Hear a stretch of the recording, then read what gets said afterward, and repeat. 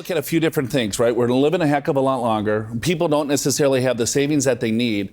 Right. And then now what do they need to do is they need to supplement their overall retirement with additional income. Yeah. And so it's like, well, how do you get started with all of this? I think one of the best things that you can potentially do is just start thinking about things now. It's like, all right, well, here, I have a passion for this, or I'm really good at this, or I have a very specific skill set in a certain area. And then start researching it. You know, hit the web, right? You take a look and say, well, what are other people doing? There's a lot of resources out there that you can do all sorts of different talents, that you have different talents, and you can create cash flow from that, and a lot of you will need to do it. You know, there's some popular jobs right now. You look at Uber, Al, a lot of retirees are driving Ubers and Lyfts. Well, that's exactly right, Joe. And I think in a lot of cases, you kind of start with your current profession. Like if you're an accountant, maybe you can do tax preparation or bookkeeping or whatever it may be. Now, some of you are going to say, I don't want to do my profession. I'm sick of it. So then it's like, okay, take an assessment of your skills, what you may want to do, and then get some training, because that's what it's all about. And in some cases, maybe you don't even know what's possible.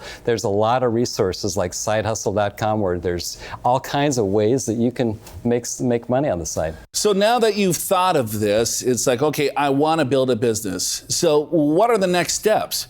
Is that you want to make sure that you separate your business from your personal life. So I think one of the first things is probably just set up a standard checking account and get the right licenses and registrations. Well, I think so, Joe, because in the case of the IRS, they really don't like it when you commingle things. So when you got your personal and business together, they get a little bit upset on an audit. So do some separation. Think about maybe what kind of entity you want, whether it's a partnership or whether it's a sole proprietorship. Maybe that's fine. Maybe an S corporation.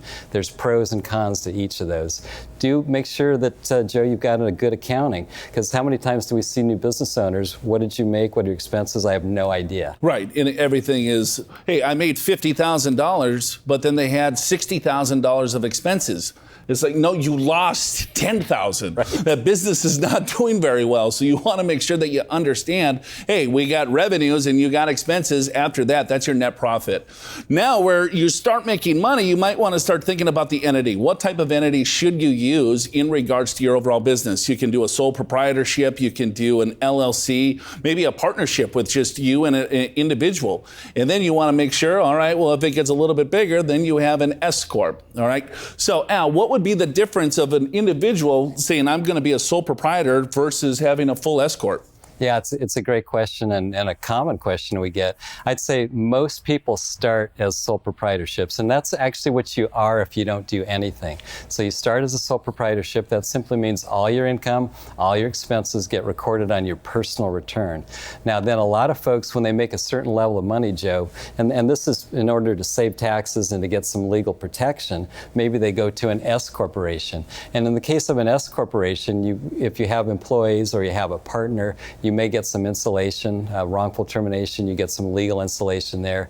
But most importantly, most people go S corporation because they want to try to save on self-employment tax. Because virtually any other kind of flow-through entity, it's earned income, meaning that you have to pay self-employment tax on that earnings. Yeah, I think people get confused. Is that, all right, well, if I'm a sole proprietor and then all of a sudden I set up this S corp, it's still a flow-through entity. It's still going to go onto your 1040.